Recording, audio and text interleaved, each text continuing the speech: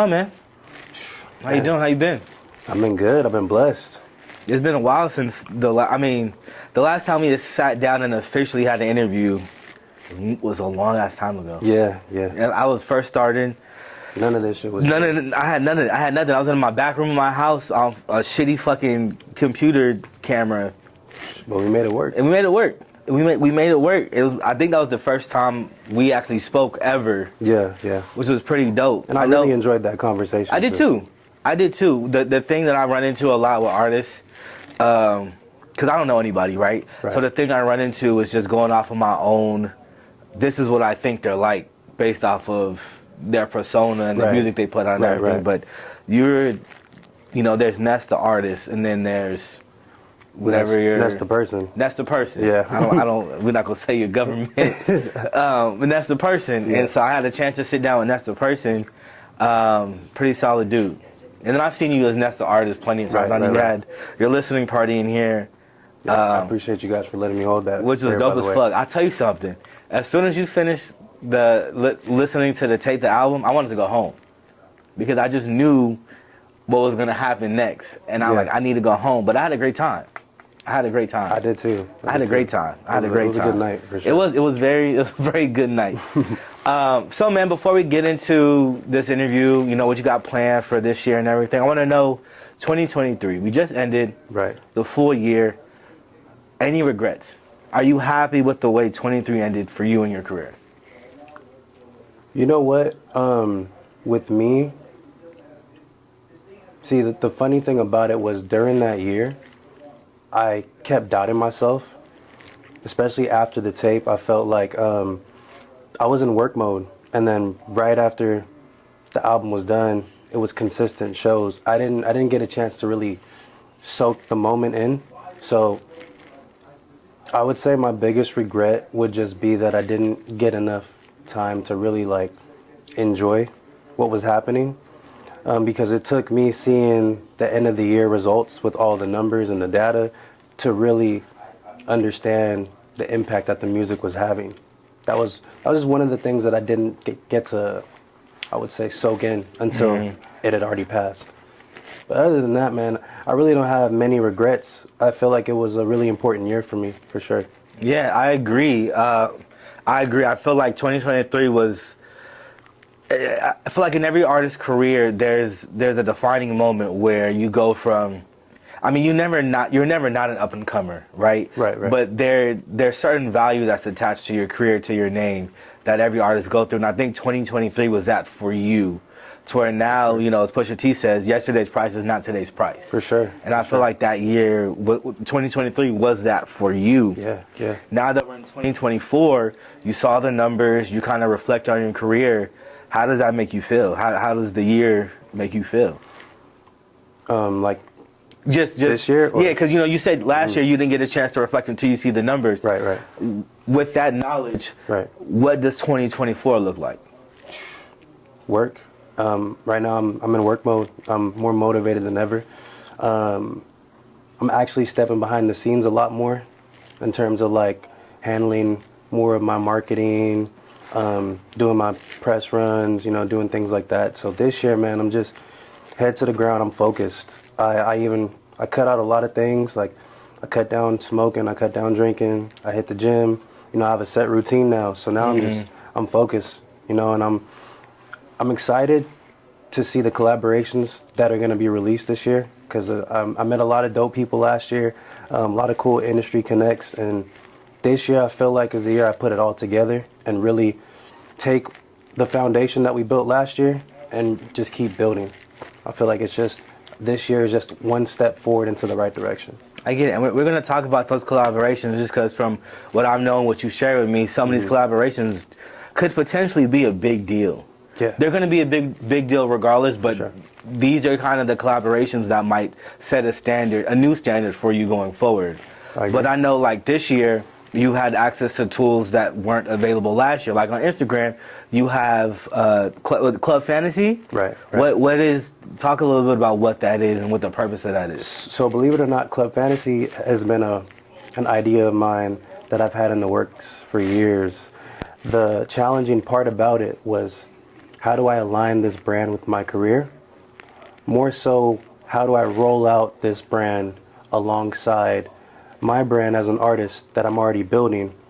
So I had the idea for 2 years, and it took transitioning the brand and retooling the brand last year to kind of figure out what I wanted to do with it. Because at first, I was playing with the idea of the Her Favorite Artist theme, and when I first introduced Club Fantasy, it was a condom brand, to go along with Her Favorite Mood. You're gonna make condoms? I made condoms. Oh, you did? Yeah, I made a batch. It was like 16. I sold all of them to my homies. Damn, you gotta re-up on those, man. I do, I definitely do, but it's just, now I'm more cautious with my brand moving forward. At the time, it was just an idea, but things move so quickly, and I feel like the brand grew so fast that now maybe I would save that for later down the line, just because I know that there's a younger demographic that listens to my music now, and I want to be as positive but as relatable as possible. I wouldn't want to sell like a condom to like a 17-year-old or Right. a 16-year-old, so it's just about being more cautious. But Club Fantasy, what it is it's like a home, it's like a hive. You come to the club, you can be yourself. It's really encouraging people to step outside their comfort zones and just being true to themselves. That's why I say the slogan is a table for two, a club for one. So it's two of us at the table, but we're individuals. Right. So it's like the club is whatever you want it to be. It is what you make it. I feel it. Do you feel like with the access that Instagram has allowed to create Club Fantasy, if that wasn't available, how else would you have gotten these people together to be in one central place to receive information on what your career is? Well, the idea that I had earlier last summer was to create a Discord server for all my fans, but Instagram just made it easy because we were already building our platform through Instagram Reels, and I figured, hey, well, since I'm getting all this traffic already to my Instagram, they just made communities. So I read up on what a community is, and I was like, oh, this would be perfect. Because me personally, I make a lot of music, probably more than a lot of artists out there. With that, there's abundance of music that doesn't end up coming out, or sometimes people will never hear them. So the people that hold my music dear to their heart now have a chance to hear some unreleased music of mine, updates if there's upcoming shows, if I have singles coming out or spontaneous singles that may drop here and there. Now they have access to that as well. So the plan was to either make a Discord server or maybe some kind of chat. I still plan on making a Discord server just because I would love to see the brand grow outside of Instagram as well. So definitely, I am blessed and I am excited that they do have that feature because it helps a lot. Thanks for the invite for that as well. But when I saw you had that, man, I was like, how the fuck do I get this? Like, I ain't got enough clout for that. I ain't cool enough for that yet. But I feel like that's just another tool where Instagram has a chokehold on to not only help your brand, but to give fans another look into who you are as an artist, as a person, just as a brand. It's just another tool that if I say so myself, you've been using in a great way. I appreciate that. In a great way. I wish to be there someday, as cool as you, to give people insight on what KILJOY is doing. And to add to that, it really does help because with my life the way it is now, it's really busy. Like outside of making music, I still work a normal 9 to 5. So I don't necessarily have time to sit in front of a camera as much as I would like to connect with fans. So that chat is a great opportunity for me to still reach out to people, So again, it is a tool that I am using to my full advantage for the time being. Once I make that transition and I am able to, be in front of people, I would love to do that. But right now, with the way things are, it's just really convenient at the moment. This will be the best way to kind of stay. Have you had any positive feedback as far as the people who participate in Club Fantasy? I've had a lot of people reach out and ask for me to pop up to their cities, just to do like meet and greets, which is something that I have coming up. We'll talk about later. Yeah, we're gonna get to that. But yeah, no, and the response has always been really positive. Everyone seems to really be enjoying it. The fact that I'm so raw with them. Heck, I even had a few fans DM me the other day and say that they appreciated the channel because not too many times have they seen a career from beginning to end, and they feel like they're a part of the journey because I kind of document it in the channel. So yeah, and I think that's probably one of the best aspects of an artist like yourself to be in the position you are. It's like we get to see the growth. Right. You know, we're not just, you know, I know a lot of people are introduced to you as you are with your last tape out and everything, but there are a lot of people, especially in the city, that have known you, you know, when you're just starting. Correct. And it's always great to see somebody grow into their stardom because you feel like you're a part of the journey. Everybody loves a story. Yeah. They want to be, they want to feel like they're a part of something. So For sure. to be able to offer this to them, it's just another win in your book. Yeah, for sure. So, and I am honored, you know, to sit here and even have this conversation, to even reflect, because when you're making music and you're in this field, you don't ever get a chance to stop.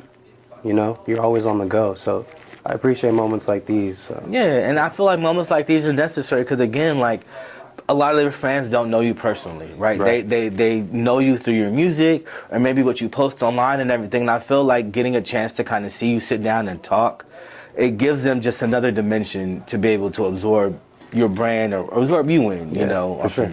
Weird shit. I don't know why I said absorb. Question though, I've heard motions of Still in Motion. What is that? So explain what that is. So Still in Motion is a music agency, and it's filled with a bunch of dope creators, man. We have Kayleen, who's the founder, Christian Lopez, dope. He's also my creative director. That's dope. Really dope individual, and I just love the whole team, man. It's a lot of dope artists on there, from Saint JP to J Rome to Bocce to my brother Joe Maynard. So we're a pretty nice group of just different creatives, because we also have videographers, graphic designers. You know, it's real dope. What it is like it's an artist outreach kind of thing, to where they offer a lot of different services, and their goal is just to get their artists as much exposure as possible. And meeting up with them and now joining the team was kind of seamless. I met Kayleen about a year and a half ago. It was actually right after her favorite mood had kind of took off a little bit. I was introduced to her, and sorry about that, y'all. No respect. But anyway, I was introduced to her, and then I had met Caleb. And Caleb was actually part of the reason why her favorite mood had blown up, because he made a TikTok shouting out the song. After that, it kind of just had a life of its own at that point. So Caleb was, backtrack, Caleb was the first person I met, and then I met Kayleen in person, and they were still growing, Still in Motion. I think at the time it was like 2 or 3 artists. I don't think there was that many of us. And it kind of just, it was one of those things that kind of just grew. And like I said, the transition was seamless with them. That's family. It don't even feel like work. But now they're addition of my team, you know, along with the Undefined Records group as well. So it's really cool to have that support, because I remember what it was like to be all by myself doing this, 100%, like recording on the computer, doing my own promo, doing my own marketing, making my own cover art, you know. And now to have a team that kind of helps me out with that, it's really a blessing, and it's like a weight lifted off my shoulders, because it gives me a chance to go back and focus on the music rather than take myself away for a few moments, which I still do from time to time. As an artist, I just feel like you should be well-rounded in those areas, because it'll only escalate you further. They help you out. But I am blessed to have them nonetheless. So. Do you feel like having a team is detrimental to success in a career? 100%. 100%. And anybody that tells you can do this all by yourself, I'm not going to say they're lying, but it's a tall task. Yeah. It can be done, but the amount of mental fortitude that you have to do that is exhausting. Yeah. And 9 times out of 10, most people that do that, they get to a point in their careers where they either stop making music or they venture off into other fields just because it's too much. Yeah. So having a team is detrimental. But one thing that they don't tell you about having a team is actually listening to the people on your team when they give you that constructive feedback. Yeah. That's one of the things that I had to learn and that I still struggle with, but I'm getting a lot better at. It's just being more receptive to criticism, because sometimes people won't always have the same mindset, same ideas, or same ideas, yeah. you know. And it's always nice to have more than one mind in the room, because your fans don't just have one brain, you know. Everyone has different things that they like. So when you have a team that has different ideas, it makes everything so organic, and it makes everything come together so much nicer, because then you're not just thinking for yourself, you're thinking for the world at that point. Yeah, no, I agree, man. You know, for the mag, you know, a lot of it I did by myself. And what I mean by myself is, like, I didn't have like a specific photographer or this or that. I had to go out and ask people, hey, can you do this and this and that? But for the last couple of issues, you know, I've amassed a team, small team, 2 people, not including me.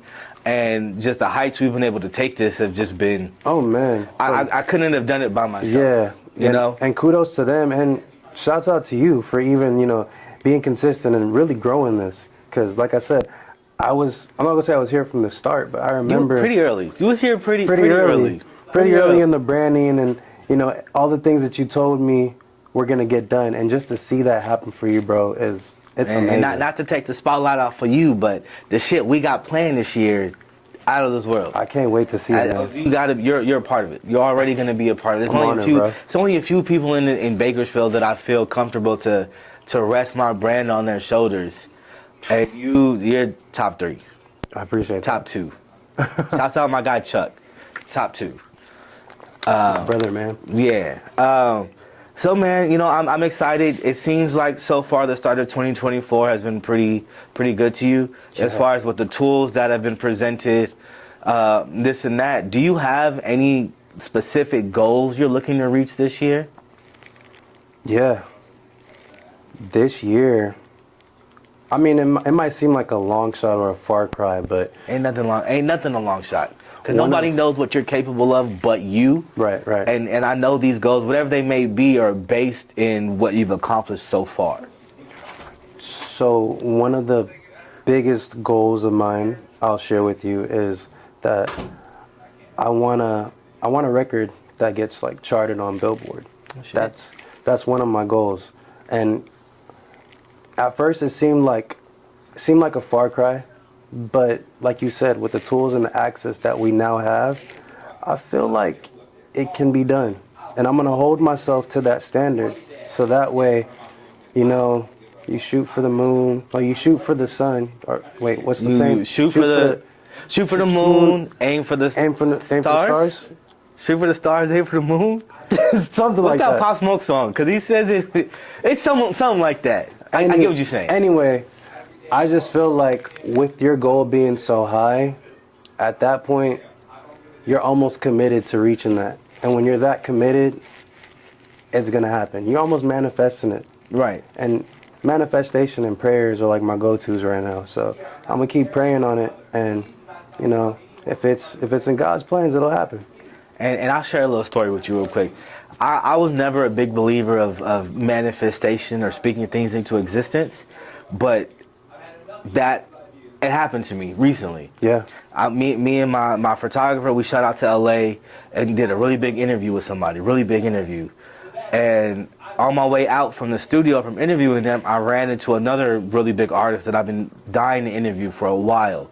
And it literally fell in my lap. And when I was able to bag that interview, not only was I able to bag the interview, I had a mag on me, so they were able to see the mag, and it just the relationship from that blossomed. And so speak that shit into existence, bro. It will happen. I appreciate it. It will happen. And that's dope that happened for you. I'll tell you more about the story later, because it kind of ties into the issue coming up. Okay. So I don't want to give them anything just yet. Right. But I'll tell you about it later. For sure. as far as this year, man, you know, with charting on Billboard, seems like you have plans that are really big. I know earlier you mentioned that you have a lot of collabs coming up. Yeah. Talk about some of those collabs. What can we expect from Ness Julius this year? So whatever you can talk about. I don't know if it's like under wraps or nothing, but just whatever. Right. Well, some of the collabs that I can for sure guarantee. Me and Airplane James, we did a record called Crash. That's going to be on his next project. That should be releasing very soon. And then in the fall, I do have a collaboration dropping this year with Jason Cash out of Carson, California. Yeah, I'm one of the dopest MCs out, man. Shout out him. He was present during my interview with the artist, with the person I was interviewing. He was present. Yeah. Showing mad love. Real dope dude. Another collaboration that I do have coming up on my project that I've been waiting for years, and I finally locked it in, and it's gonna be such a moment for the city. Me and Zakari, we locked in. Oh shit! Is this the first one between y'all? So we have two. One of the records we did is gonna make its way onto the Undefined compilation album that's slated to drop later this year. Ooh. Let me write that to my notes. And then the other one is gonna be on my album. That's dope. That's definitely big. Not only big for Bakersfield, but big for LA as well. For sure. I'm excited for that. Yeah, I'm excited for that. I'm excited for the world to hear it. Yeah. And I gotta thank you, man, for I think it was maybe through you that I met Airplane, because we got a conversation. Me and him got a conversation coming up for something we're doing. Cool. Was it at the show? It might have been at the show. It might have been at the Ness Julius experience where I first met him. Yeah. I think so. Yeah, and so me and him have a conversation coming up soon that I think is gonna be really dope. Fire, yeah, it's bro. Plane's a dope dude. Yeah, and I know he's a dope dude, but again, going back to the conversation I had in LA with this artist, he's dope. Niggas know him. Niggas know him in LA. That's fire, Niggas know him. Niggas know him.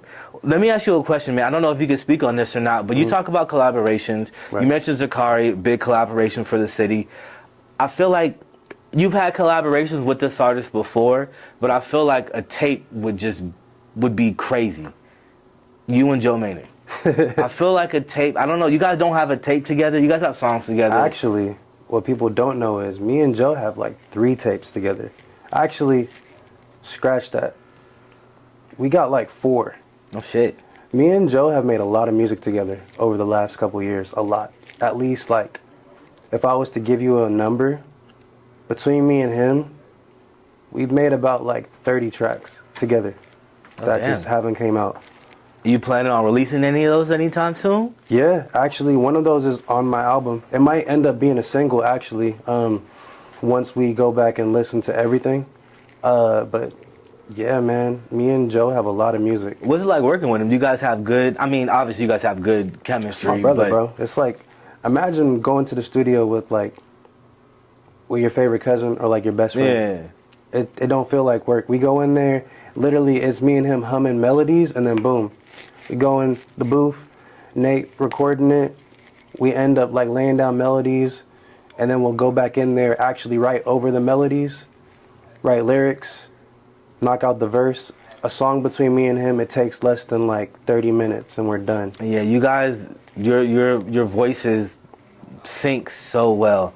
I remember last time, I think it might even have been at the listening party you had, Joe had played something at the time was unreleased, was now released. I can't remember the song. I know it was you, him, somebody else, and it was it Bad For Me with Coop? Yeah. Okay. Fire. Yeah, appreciate that. What was your line? You made up a word, bro. Geeking off the yickity, some shit. Yickity. Some shit. Yeah, I got a geeking off the yickity, B2B. Beating up the braces, me to me. That shit was fire, bro. That shit was fire. Yeah, so I'm excited to see that come into the play. But we've talked about collaborations and this and that. What about you? What single solo shit you got coming out this year? I have a lot of music coming out. Album? We get an album? We getting tour? We get what we getting? So we're getting an album. We're getting a mini tour, possibly. I'm not even gonna say possibly. It's for sure gonna happen. Multiple cities? Multiple cities, yeah. A mini tour though, not too long. Nothing too crazy? Yeah. And then obviously the undefined tape. But expect a lot of singles for me. A lot of content. That's one of the things that I'm stressing this year is content. So. That's something I wanted to talk about earlier. You had mentioned, one of your songs went crazy because of a TikTok.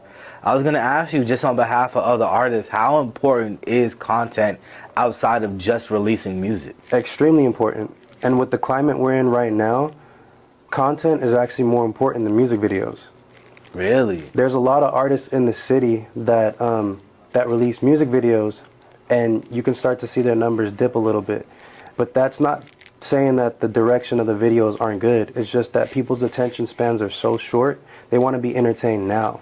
Mm-hmm. And Reels, YouTube Shorts, any sort of short form content you can think of is the key to winning people over in 2024. I don't make the rules, but if you kind of look at what happened after quarantine, all of our attention spans kind of shortened because we were all on TikTok. Right. And we got used to seeing short form content. So now even making content past 30 seconds is kind of pushing it. Whereas on TikTok, they're kind of trying to get it back to where people are watching full videos because they started allowing a minute-long videos now. Mm-hmm. But I think they may do like 3 minute now. Yeah. So short-form content is the way to go in 2024, and it's extremely important. I recommend any artist that's trying to get their name out there, any up-and-coming artist, I can't stress that enough. Content. Has that affected the way you go about making music? Just with that in mind, like I need in every song there has to be 10, 15, 20 seconds where it's going to capture people's audience or attention? Well, in a way, I feel like I was kind of already thinking that way, especially last year. Because if you noticed in my music, it got more, I don't want to say it got more catchy, but it got more to the point. Yeah. And I even changed my approach with songwriting. I became more blunt and straightforward. So kind of, I would say, I would actually take back my statement. I kind of think that it did impact my music, at least in terms of grasping people's attention. Because if I know the attention span is that short, then what I make sure that I do is make sure I have something quotable in the hook, something that you can like, oh, boom, that's my Instagram caption for the day. Or, boom, what he said here was fire, I can relate to that. So just finding ways to grasp people's attentions with the content and the music going hand in hand, I feel like that's the combo that I've been on. That's how it kind of impacted my music. Yeah, I would say last year, a lot of your music did get straight to the point, but just me specifically listening to it, I could definitely pinpoint sections where I'm like, oh yeah, this would be good as a reel, or this would be good. I know you had a song, I can't think of the shit right now, like Bad Bitches Getting Ready. Oh, GNO. GNO.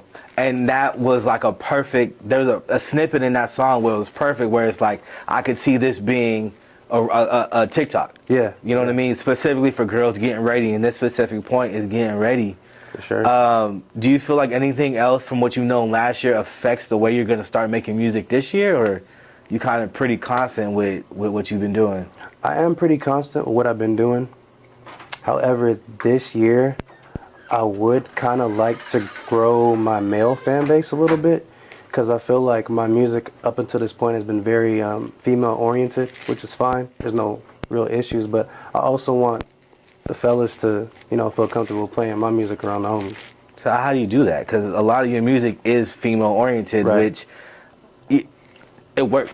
Yeah, yeah, for sure. Catering to females is such a... It can garner such a large audience and a prolonged career. Right. How do you, based on the music you've made so far, how do you switch that up to cater to a male audience? Well, I've kind of already been doing it, where every now and then I'll have these freestyles where, I like to rap just to talk my shit, get my shit off. That and incorporating a lot more rappers on future collaborations and projects. going back to Jason Cash, I feel like Jason Cash right now has, the streets on lock in terms of that lyrical content. Yeah. And I feel like I've always had love for that sound. It was just a matter of getting to the point where I could make a song with a rapper of that caliber. And, now that we have one, I feel like that's going to be the start of growing the male audience. Is having, reaching out, always reaching back and getting those respective rappers to jump on the song. And if I'm not mistaken, I think recently he was involved in a cypher or something. I don't know if you're familiar with Anwar. Does Carrots. Right. He did. I think Greta was in there too, right? Yeah, O3 Greta was in there. Kalen for real. We got Guap Dad, Buddy. Yeah. There's a lot of people in there. And that whole aspect, and this will lead to a question for you, was to fight the whole stigma that the West is dead. Right? That the West music is still alive. It's not locked into. Which we never. and I want to know your point, because you are West Coast. Your sound is what's popping in the West Coast. How do you feel about people that say like the West is dead or the West is stuck in this box? Like, how do you fight that for your own music? Well, to be honest with you, I don't necessarily feel like people are saying the West is dead. I genuinely believe that people are finally starting to realize that outside of our region, there's not a whole lot of people that listen to this music. It's very specific to where we're at. So with that being said, when people leave the city and they come back here, they're saying, oh, well, our rappers need to do a better job of marketing themselves, this and that. But I just feel like it's all about the sound choice. I feel like we can be universal, and we're kind of already starting that, because you have people from the UK that are now getting inspired by the blast sound, and that is G-Funk. So I don't necessarily feel like the West is dead. If anything, I feel like there's a sound brewing in the underground that in the next few years is going to kind of start to take over that, at least what we consider mainstream LA hip-hop. Right. So I just feel like, and to add to this, I also think that it is the older audience that are still pushing the same West Coast sound. They're not pushing the underground sound just yet because it's still new and it's still evolving. I almost feel like it's evolving so fast that they can't really grasp it. Can't keep up, yeah. So I don't feel like it's dead. I just feel like the ones that are being innovative and that are really cultivating a new sound haven't become mainstream just yet for that audience to accept that style of music. Yeah, and if I'm not mistaken, correct me if I'm wrong, your music does get played outside of the West. For sure. Outside of the U.S., if I'm not mistaken, right? For sure, yeah. I think you posted or reposted a reel, I can't remember where, but I just know it wasn't in the U.S. Oh, yeah, it was recently, it was like 2 weeks ago. It was in Shibuya, Tokyo. Yeah. I have a lot of fans out in Tokyo. Shout out Shibuya. I've been asked to go there a few times. Take me with you, bro. I got you. I'll tell you right now, if I go to Japan, I'm not coming back home. I'm not coming back home. Shout out Shibuya. South Africa has been rocking with me for years. I appreciate them. And Switzerland has been a new one. Well, that's crazy. Yeah, it's crazy. It's crazy. And it's cool to see that, But I genuinely believe that West Coast sound is going to transcend our region for a few artists. I don't really think it's going to be here forever. I think it's going to take certain individuals to do that. I feel like that's where we look to our blasts to go beyond this region. That's somebody that I look up to as inspiration, because he's essentially in my lane of music. Him and Ty, I get compared to those two a lot. I can hear the blast. I hear the Ty. Yeah, a lot of comparisons. So, believe it or not, they're the two artists that I look towards for inspiration in terms of just branding and the music. Do you feel like just seeing where their careers are and what's come before you, do you take into consideration what they've done to kind of maybe see if you're able to go around them to get outside? Well, to be honest with you, in terms of the music, I feel like I've always made music outside of my region though, just because early on I was influenced by like Drake, Party Next Door. So, and growing up, my family being from the Caribbean, or the islands rather, they would listen to a lot of reggae, a lot of soca, a lot of dancehall. So I was kind of influenced by a lot of different styles of music growing up. So making that music now in my early 20s, it was something that I was doing in my teenage years. So I'm like, why stop now? Right. I feel like the problem that I had was I was under marketing myself early on in my career to where songs would take off, but I didn't necessarily have the tools to properly push them. Now that I know a little bit more about marketing, I can now revert back to that old sound and give it back to the fans in a more polished and a more upgraded way, you know? So, yeah, I know recently, December, you dropped Good Nights. Right. And the rollout for that has been great. I appreciate that. It's been phenomenal. You know, you mentioned you've been able to understand the marketing side of it. What has Good Nights proven successful in that nature of what you learned for marketing? Believe it or not, Good Nights wasn't even supposed to come out. So why did it come out? What changed? So what changed was I convinced my manager to let me put it out. I know that was a long conversation. It was tough, but the thing about me is that, like, I'm, especially now, I'm very in tune with what's going on outside of the West Coast, like in terms of the entire landscape of, you know, R&B and hip hop, because I make both genres. And I was telling him, because I was trying to figure out how to market myself. I was doing research on TikTok, and I seen this renaissance happening with this early 2000s inspired R&B sound, rather. Everything's coming back in style. Everything's coming back full circle. And I saw what Chico Russ was doing, an artist out of Canada who just moved to LA. He just got signed to 300 Entertainment. Shout out Chico. Real dope dude. Haven't met him in person, but we've had conversations. Real dope dude. But I just seen what he was doing and what other artists was doing, and they kind of brought this whole early 2000s genre back. And I just remember going through a writer's block back in October. Couldn't write anything. And then late October, a little bit after Halloween, I remember I was on YouTube one night, and I found this beat. It had this bounce, almost like this Foxy Brown kind of bounce. Right. And I just remember humming the melody, and I'm like, okay, maybe I can make something out of this. Then I went to the studio. I recorded with Lottie. Shout out Lottie Day, producer that produces with Jayon and Bless Music. Their whole team is phenomenal. But shit, I gotta get Jayon in the studio. Yeah, or come visit him. I met him at a Bars on Wheels thing, and dope dude. Very, very, very knowledgeable. Very creative. Very creative. I'll speak on him a little bit more later, but back to the story. Yeah. So I was working with Lottie, and I remember it was like one of Lottie's first sessions. So he didn't necessarily know about like the music that I made. So I kind of like put him on game on the things that I do, and like showing him like, hey, heads up, I do record a lot of layers. When I do my vocal takes, it's a lot of layers. It's like 10, 15 tracks, sometimes even more, of just different takes of the same line. Yeah. So I just remember recording, and then as we were recording, he was mixing the vocals. He's like, you know what? I wasn't going to mix them, but he's like, I'm kind of loving this record so much that I have to. And so he was like mixing it as I was recording it. Then after we were done, we played it back like 3 times, and he just gave me the nod, and he was like, this one's going to be special. He's like, whatever you have planned for this song, I just feel like it's going to do really well. And I left the studio, you know, with that, listening back to the song a few times over and over again. And I'm like, yeah, I see the potential.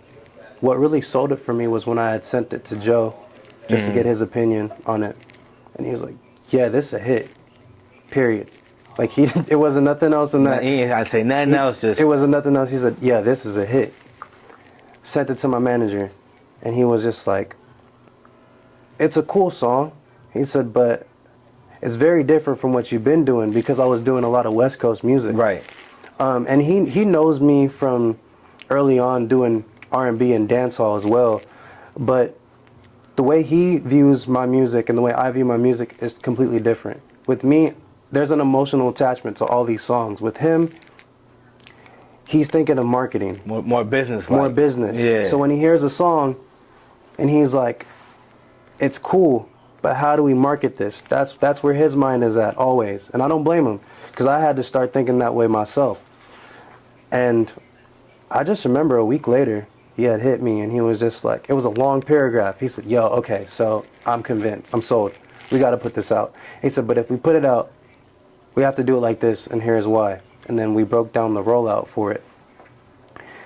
So we went into this with the idea of, this is just a fun song, a cool winter song. We're going to promote it as a winter R&B song. That's what we were doing at first. And the response on TikTok was a bit lukewarm. So again, we couldn't gauge it. We couldn't gauge what the song was going to do. Put out one TikTok that kind of took off a little bit, and then it kind of died down and fizzled out. So going into this, man, we were like, you know what? We're just gonna drop it at this point. Right. We're just gonna have fun with it. Drop it. Give the fans something different, something that they can vibe with for the winter. And then the song kind of took a life of its own, and it ended up getting on Breaking R&B on Apple Music. Congrats on that. Appreciate that. Congrats on that. And as well as Day One for indie artists on Apple Music as well. That's dope. And I just remember getting that phone call from my manager, and he's like, this is so crazy because this wasn't even on our list of singles that we were pushing this year. And to see that, do that already for us to start the year, it's just like a wonderful feeling, bro. Because it's, you know, we work so hard, and to get a moment so unexpected like that is really a blessing. Especially on a song that wasn't planned to come out or do anything. You know, I have conversations with a lot of artists is dropping music. Is there such thing as dropping too much music? Yes. You think so? Because I feel like an example like that means no, because let's say you decided not to drop the song because it didn't fit the rhythm or the algorithm or anything. Right. That the Apple Music placement would have never happened. That's true. But I feel like oversaturation is a real thing. Because yes, you may have success with dropping consistently, but songs will outgrow the other. Right. So you have to take that in consideration when you're dropping at that high of a frequency. You have to realize this song, even though you may have an emotional attachment to this one, it might not do as good as the next one you put out or the last one you just put out. So as an artist, if you're going to drop that consistently, you just have to be willing to take that punch. Me personally, I hold my music to a certain quality and a certain standard that I feel like if I was to drop very consistently, it would lose its value. Right. So I try to limit the amount that I do drop, but just to stay consistent with content. So I may drop this song, may not drop another song for another 3 months, but I'm going to keep promoting this song because it may have grown in this region, but there's a whole bunch of people that haven't heard it. So yeah, and with rollouts, that's the most important part is you drop a song, it does cool the first week, cool, don't forget about it. Keep pushing it 3, 4, 5 months because I can almost guarantee you the entire world hasn't heard the song. Exactly. You know what I mean? And that's one of the biggest things for rollouts that I feel like a lot of artists don't understand, especially in Bakersfield. A lot of artists don't understand that. Yeah. You know, that they'll drop it, post it on Instagram, and that'll be the end of it. You might see another post on Instagram a week later, but right. They're not doing that. And as an artist, I feel like you should look at your biggest song and make a conscious decision. Has this song got to this point? Right. And if you got to ask yourself that question, keep promoting it. Let me ask you, what's your biggest song? What do you think, what is your biggest song, and what's your favorite song you've done? I've had pretty big songs throughout my career so far, but the biggest song in terms of just impact and what that song did for my career is probably Her Favorite Mood. And to say that that's my biggest song is kind of crazy, considering that song is still fairly new. Yeah. It's only been out for like a year and a half. Yeah. And it's now surpassed a little bit over 200,000 streams amongst all platforms. That's crazy. Yeah. It's made me a lot of money. We don't even talk about the money, but I mean the money's good. It's definitely been a blessing financially, and just for what it's done for my career thus far has been tremendous. My favorite song that I've made,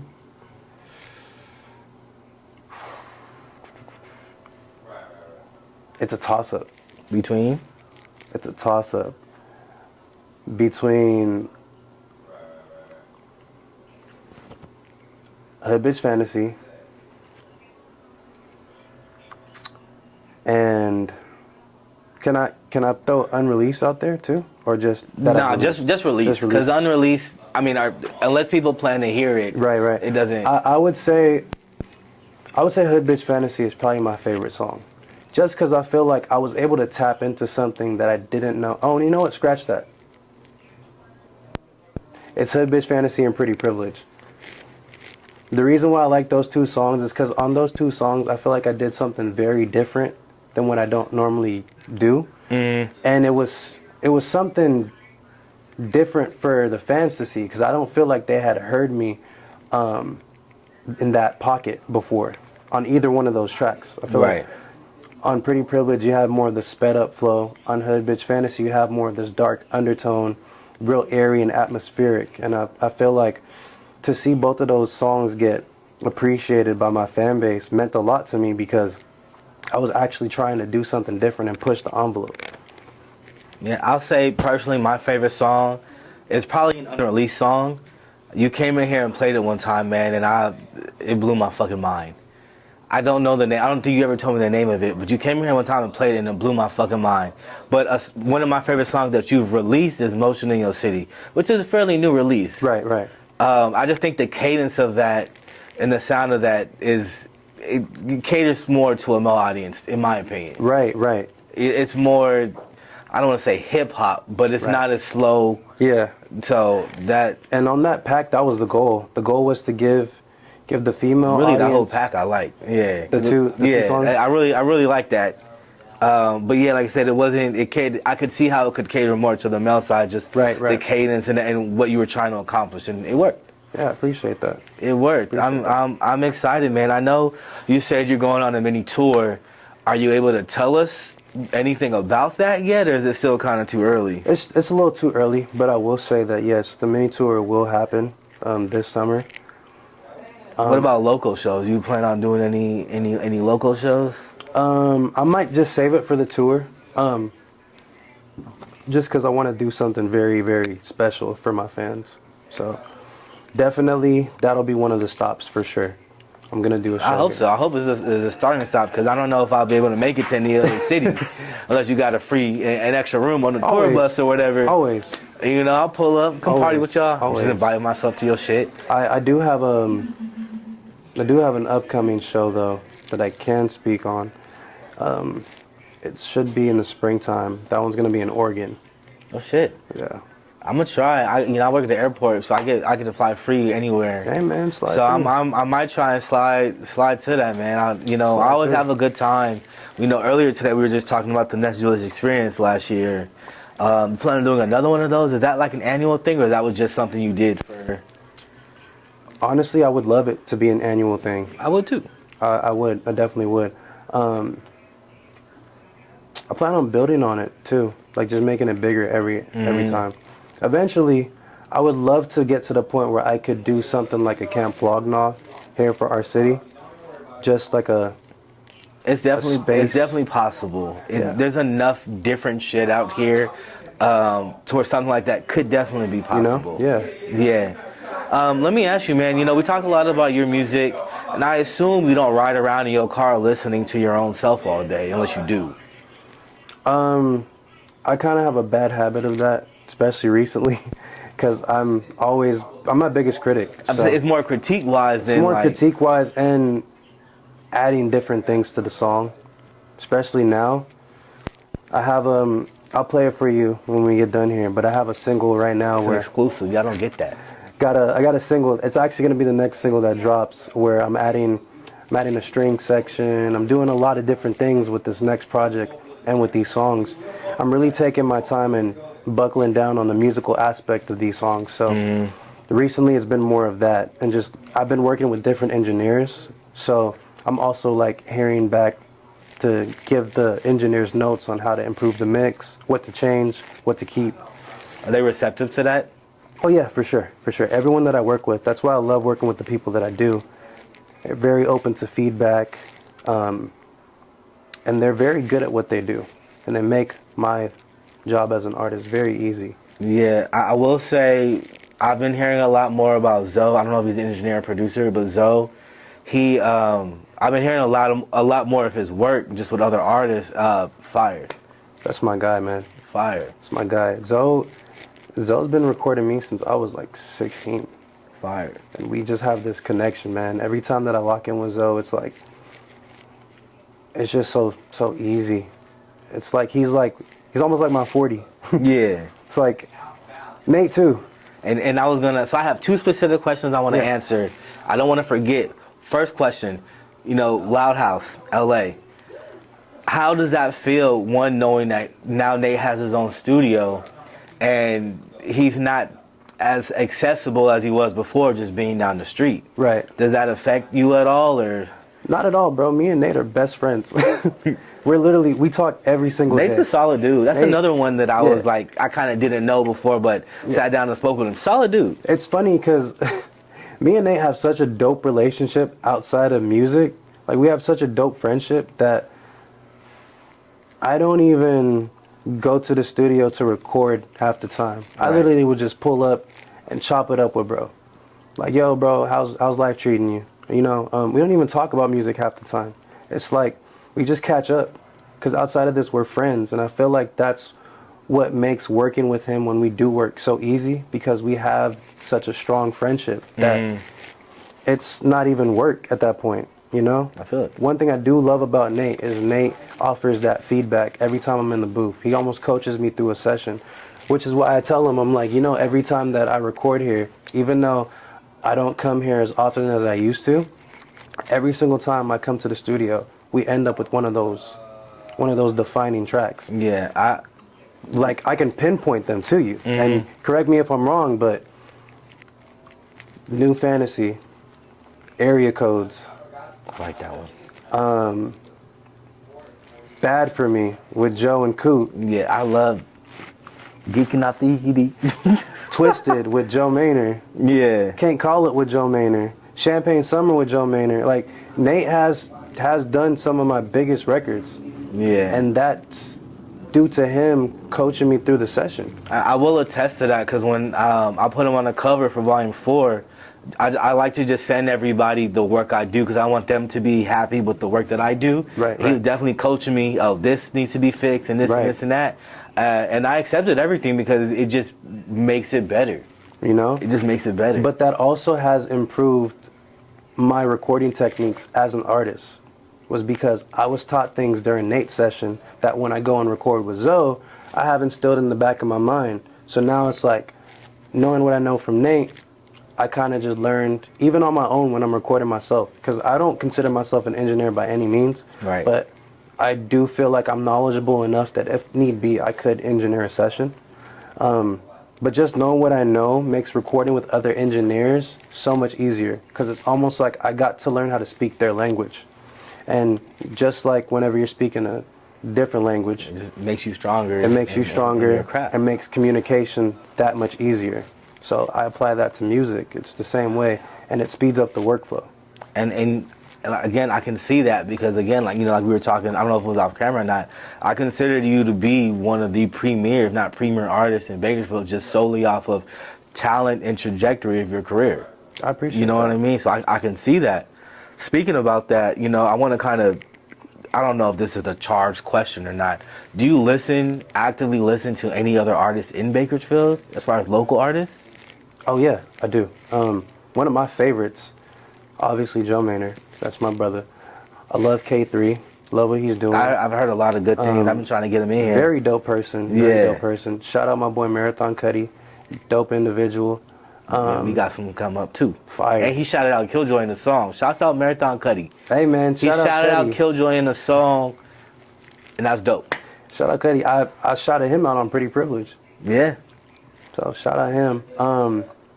One of my favorite artists, though, I would say is Goofy.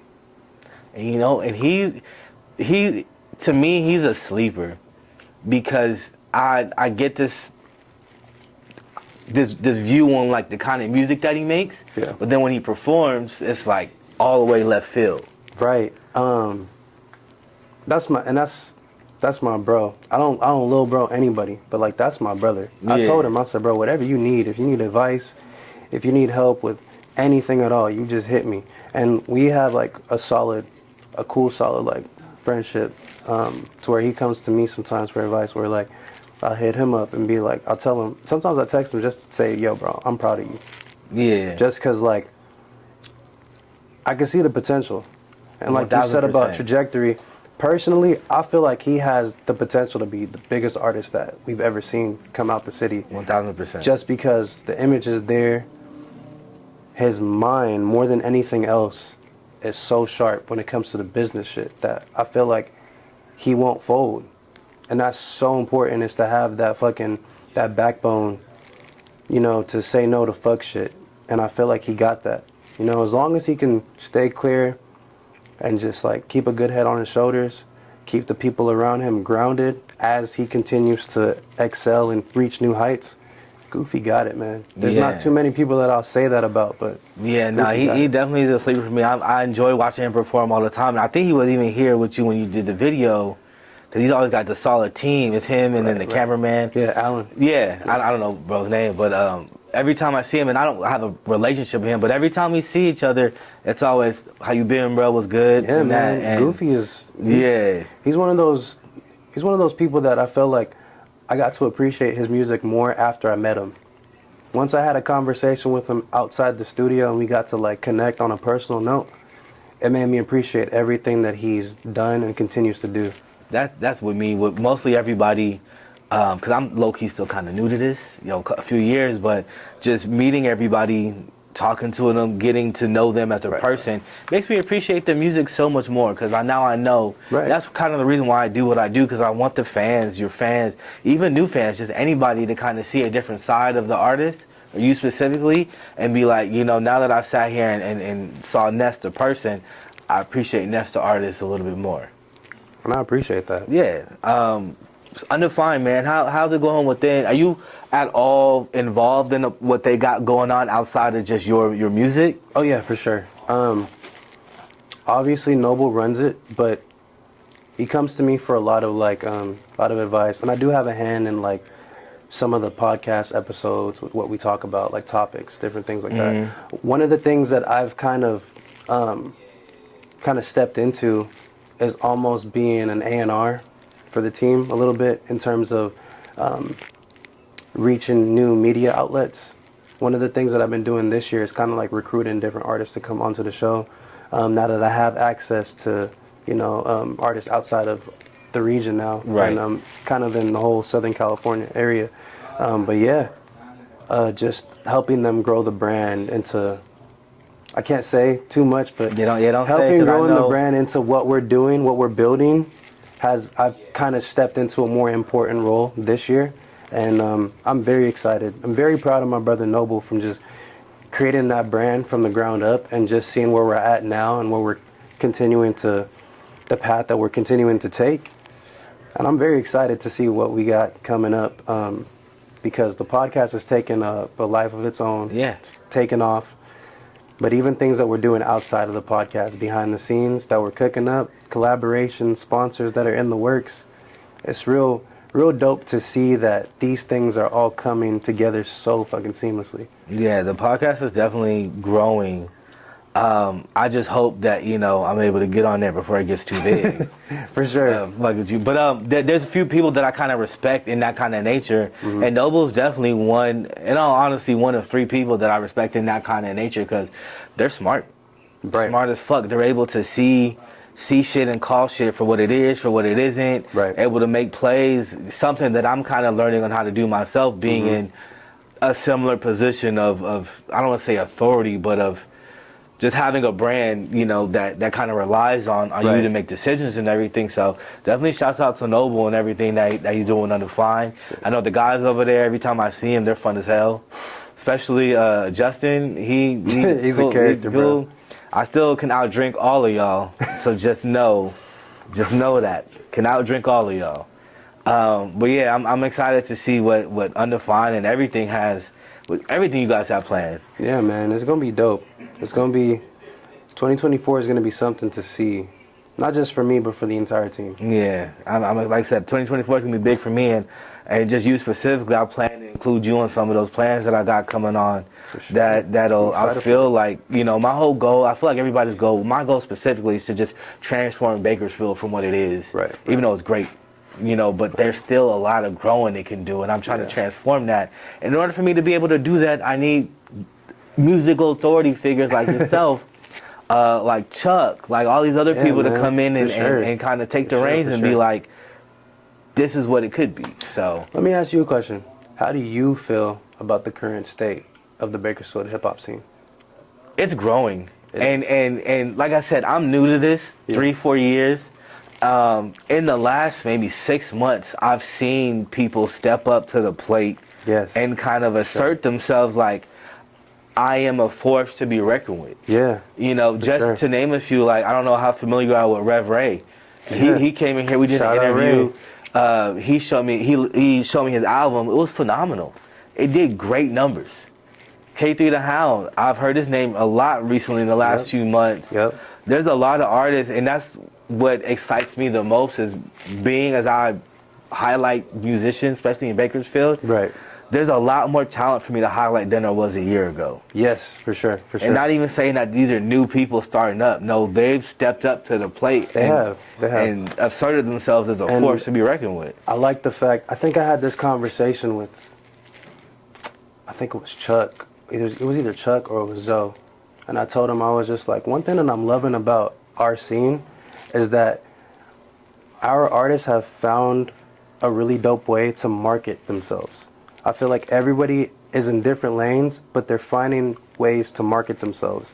And that was our biggest issue the last decade, was we didn't know how to market ourselves outside of Bakersfield. But then again, we had nobody to show us that it was possible. Yeah. It took the Ashbys, it took the Joe Maynards, you know, it took the J-Bos to show us the lanes in which you could take this shit. And, you know, now it's taken the Nesses of the world. It's taking the Me's, it's taking the Joes, it's taking the Chucks. You know, what we're doing right now, I feel like we're almost showing the next generation of artists, you can be different, you can be true to yourself. You don't have to be this hardcore street rapper to make it out of the field. That was my biggest goal, was to make it out the city by staying true to myself and making the music that I want to hear. You know? Growing up, I didn't listen to a whole lot of rap music. I listened to a lot of R&B, a lot of dancehall, a lot of soca, a lot of reggae, a lot of country music, believe it or not. Country record coming soon?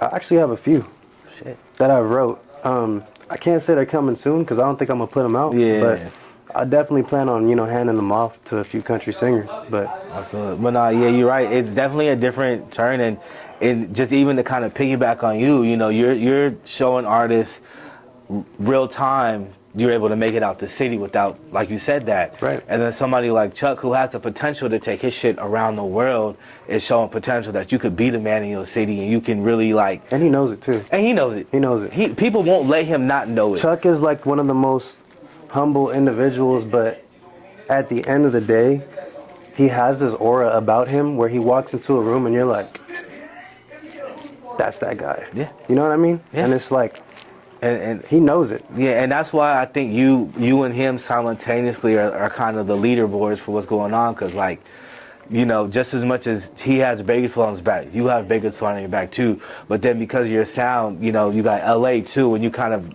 merging both and coming up both. And Chuck is showing everybody in the city like you can be as big as you want to be and do whatever you want. And I've been waiting for that so long.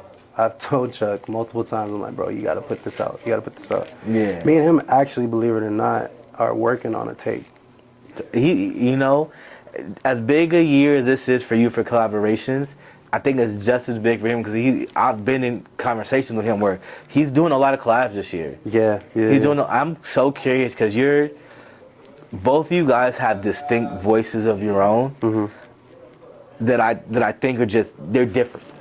And so I'm so curious to see how you guys can make those come together. But believe it or not, I'm rapping on all these records.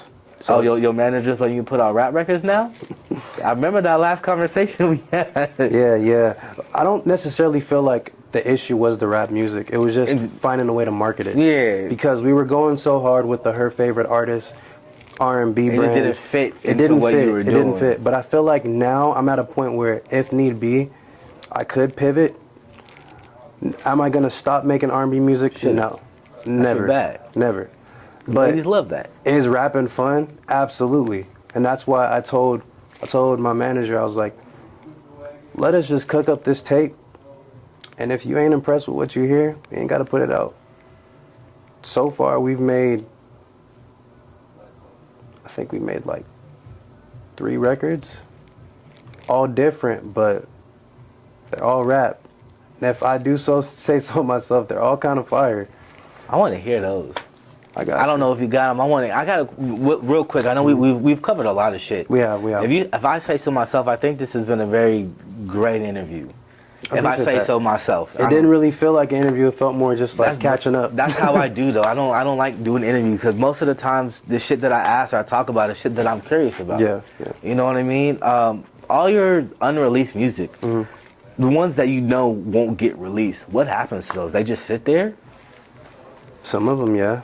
Or some of them get released, but just very quietly. Yeah. Like I might give them away to like a music page, and they'll post it. Recently though, what's been kind of cool, kind of scary at the same time, I've actually had fans send me screen recordings of snippets that I had posted on my Instagram story from months ago, and they're like, will DM me, hey, when's this coming out? I'm like, how the fuck did you get that? No, fans are looking. If there's anything that they're doing, if they're paying attention to your moves. And it has happened before. Back in 2017, I believe, I was about to put out an album.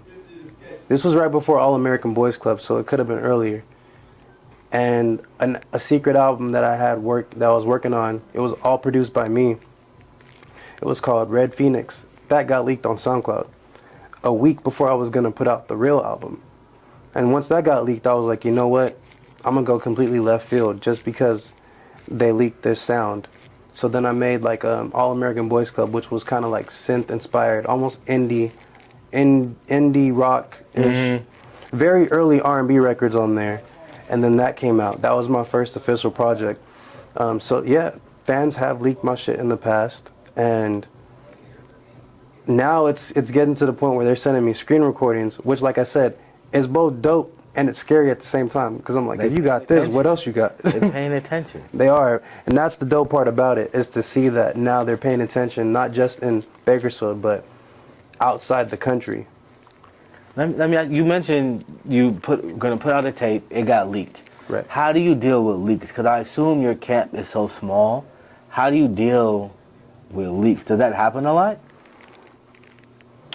I've been fortunate that so far it hasn't happened since that incident. It's happened, actually, no, I'm lying. It did happen recently.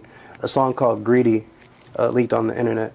But that one I didn't mind. Because it was an older record, you know. A few of my demos have leaked too, but so far none of the important records or the ones that we plan on pushing have leaked. So I'm fortunate for that. I'm still going to pray that it doesn't happen. Yeah, I'd imagine if something like that does happen, it would be easy to track of who... Right. And it's an easy phone call. Hey, what's so-and-so got leaked? Let's just see if we can take it off. Email SoundCloud. If it's only on SoundCloud, boom, easy fix. They remove it. Or we make it to where they can't monetize the track, so they can keep it up, but they can't profit from it. Right. So, and it's happened on YouTube as well. So it's just a matter of moving around it, you know. 9 times out of 10, so far where I'm at, records that have gotten leaked haven't gotten big enough to where it could affect what we're doing. Yeah. So I feel it. Is there anything that you want to touch on? Anything that you just have burning in your soul you want to talk about? I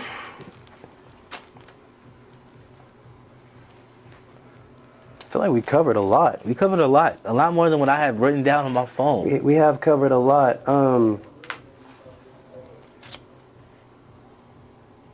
Is there like anything that I can give y'all an inside scoop on that y'all want to hear? Shit. Because off the record, it ain't no off the record. You got the mic on. It's on the off the record, but we on the record. Yeah. We can talk about some of this stuff. There's just like a few things that I won't speak on, but we can talk about pretty much anything.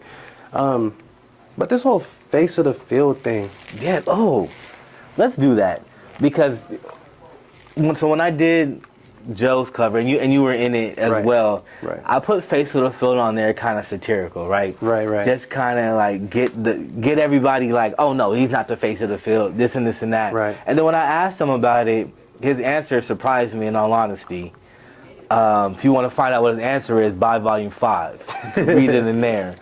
How do you feel about that? Considering the position you're in right now, how do you feel about that? Personally, to me, I feel like... Be honest. No, I'm going to be completely honest. I feel like you can argue that the face of the field is either me or Joe.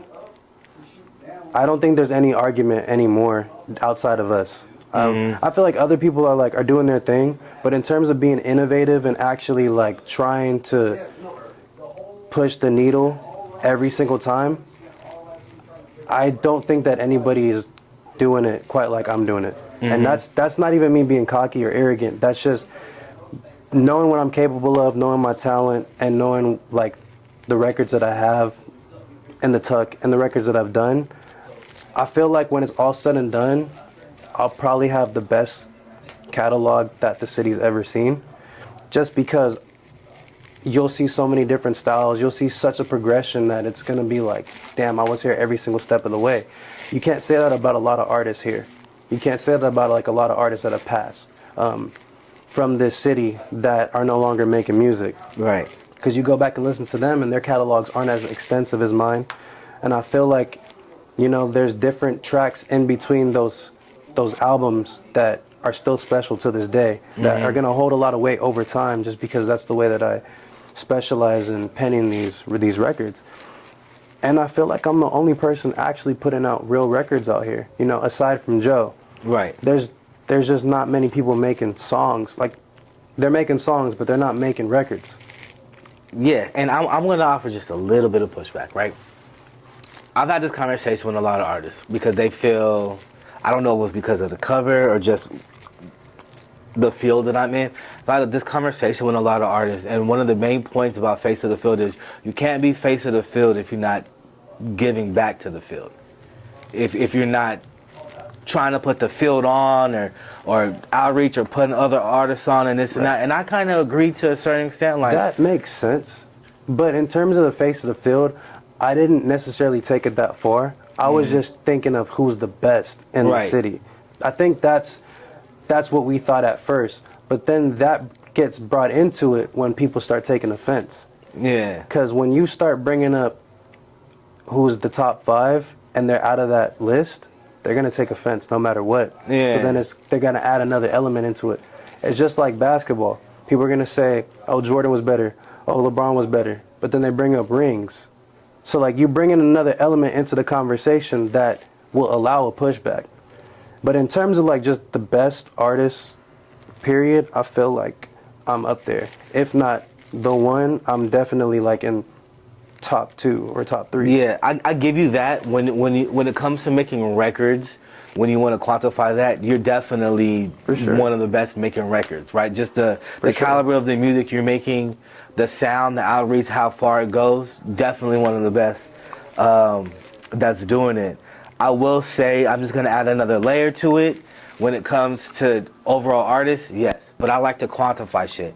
Right. You know, singer, R&B, you got it on lock. I don't think there's any other, I'm going to just say, male singer in Bakersfield that's done or is capable of doing what you're doing right now. I appreciate that. I give you that. On the other end of it, you know, when I talked to Joe about being face of the field, I'm just, still buy the mag. Still buy the mag. He's thinking so much bigger than that. Yes. He wants to be the biggest artist in the world. And I never saw it like that. Right. And I was going to say that, I was going to add that to it. That is also my aspiration. Right. But I'm just being realistic whenever that conversation is brought up. Because I feel like people throw that term around loosely and they don't recognize like catalog or just songs, you know? They kind of just go based on who their favorites are, you know? But the goal is to be the biggest artist in the world. You know? Me and him have had that conversation as well. And he's even telling me to this day, he's like, you should always just have that vision for yourself to be bigger, to be better, you know? So I don't just limit myself to this city, but I definitely feel like I've done this so consistently and for so many years that at a high level, it's almost a discredit to my own craft to not put me in that category. More pushback. You and Joe, I have no issues there. But let's just say Zakari, who consistently comes back. I've seen him in Bakersfield a few times. Right, right. Where does he fit in this equation, or does he fit in this equation? I would say so. I would say so. And if he is in this conversation, I would say he's the biggest. Because in terms of the numbers that he's putting up, no one from the city is fucking with that. No. Nobody. Not at all. And what makes it well is, like I said, I've seen him, not only have I seen him in the city a few times, he stays consistent working with artists from the city. Very. Undefined just did a huge podcast with him. Shout out Zakari, man, for allowing us to come to the TDE Studios. Yeah, he says he'll be a part of KILJOY. I know his schedule's crazy. Right, right. But we've talked. We've had that conversation before. Right, right. So to see him still active in the things going on in the city, just like you, just like Joe, I feel like it's a three-way tie. Yeah, for sure. Three-way tie. I would even say. I mean, I throw Chuck in there too, just because as far as in the city itself, right. Chuck is a man. Right, right. You know what I mean? You guys are taking your career to great heights. Chuck has decided to focus on building up his own city. I mean, he has very much the capacity to take his shit anywhere. He does. You know what I mean? He very much has that capacity, but he's kind of realized that, like, again, hometown hero. Yeah. Hometown hero. So, say it's a four-way tie. Chuck is one of the very few people that, like you said, does give back. He gives back a lot to the community, and it does help his brand because he's growing within the city. I kind of hate we talked about Chuck so many times, but you can't help it. Nah, man, he's the blueprint, literally. I feel like in terms of building your brand and building up your city, I feel like he's doing a great job of that. This is like the third time today I've talked about Chuck with different people. I had a meeting earlier Chuck brought up. But yeah, I would say four-way tie as far as... I think that's fair, yeah. I'd say it. For sure. I'd say just with the capacity that you guys have been able to take your career, with the amount of give back Chuck has given, right? There's nobody else. And this is no knock to It's no knock to anybody else. Trust me, like it's no knock to any other artist in the city. I respect what everyone's doing individually. 1,000%. And I feel like it's very beautiful right now for what they're doing for the music scene in the city in general. But yeah, we'll call a spade a spade. Let me ask you another question, right? Because I'm conflicted on this myself, right? I respect your career. I respect Joe's career. I respect Chuck's career. Y'all are some of my favorite artists in the city. Sonically, what I like, whose music I enjoy, and this is so weird because I don't want to say like I don't enjoy this music or this music. Fucking Ren's music. I fucking love. I love the way this man makes music and how it sounds. My boy. Do you feel any kind of way when somebody's like, I love your shit, but this artist is my favorite, or I like gravitate? Not at all. How do you like process that? Cause like, I love your music. I love Chuck. I support y'all through everything. Yeah. When Ren's comes on the tape, it just... Me and Ren's got a crazy record. I'll play for you later. Please. And Renz knows how I feel. Every time I see him, he performed on my last release, him and Nooch. And I repeatedly was like, fuck the crowd. This is for me. Like, those are my guys, man. Yeah. We were friends before we even started making music. We connected in middle school through basketball. Me, Renz, and Nooch. Yeah. So like, seeing all of us as artists now making music is fucking dope. But no, I don't take offense to that at all, because I don't just listen to one artist. Right. I go to different artists for different things. Yeah. So when people are fans of music in general, they're gonna have more than one favorite. I don't take offense to that at all, because I know at the end of the day, like, there's a specific demographic that likes my music. There's a specific demographic that likes Ren's music. A specific demographic that likes Zakari. or so on and so forth. Yeah. So I don't take offense to that at all. That's just the game. Good, because I don't mean offense to it. Nah, Renz is dope, man. Renz is dope. Renz is actually one of my favorite I rappers need to in the stop city. fucking saying that shit because it's going to get weird at a point. I need to stop saying that shit, but... No, he's definitely one of my favorite rappers in the city, for sure. Yeah, absolutely. I feel like he needs to drop more solo records, too. I would love... Yeah, you already know. We already know. Yeah. Yeah, man, thank you for pulling up, bro. This has been more fun than I had expected. I appreciate that, man. It's been more fun than I always enjoy our expected. conversations, even though they are serious, but they're not too serious. Yeah, It's it's crazy because I wish I had more. I wish I knew more artists on a level that I knew you with. And I know you that way. Conversations like this are just natural and they flow, and we get real good information. Right. You know, so thank you. Thank you. Of course, whatever you need from me, as always, bro. I'm in your team. Always. It's an honor, man. We definitely gonna have to run back that Ness Julius experience, though. Yeah, please, and put me as host again. That was my first experience as host. Now that you got the whole mag. And I ain't gonna lie to you, bro. The first time I was on stage and grabbed the mic, the crowd was not fucking with me at all. I tried to be funny. They was like, "Who the fuck is this guy?" Well, it was still fairly new. Yeah, but once I got a couple drinks and I got by the end of the show, they was my best friends. Especially the ones in the front. They was my best friends. But that was a fun night. It was definitely fun. I felt special. I felt like we prematurely made a moment for the city that I didn't feel like we knew going into that what it was going to be. If we were to run that back now, just based on how you've grown since then, how I've grown since then, completely different experience. Oh yeah, we're gonna make that happen for sure. Absolutely. And then I got some shit in the tuck on my end too that it's just some new shit that I'm trying to get into that I've had up here. So yeah, man. 2024 is about to be a great year for everybody, but specifically yeah, man. for you I cannot wait. Me. Cannot wait for the world to hear this album. I can't wait to hear it too. Cannot wait. It's my most honest record. The bravest, most courageous record that I've made so far. I'm playing with different sounds, experimenting with my voice, writing from a different place because I have so much life experience since the last one. Gone through so much that in terms of there's so much hurt in that in sentence. terms of family, in terms of relationships, in terms of situationships, it's just y'all gonna hear it all. I can't wait.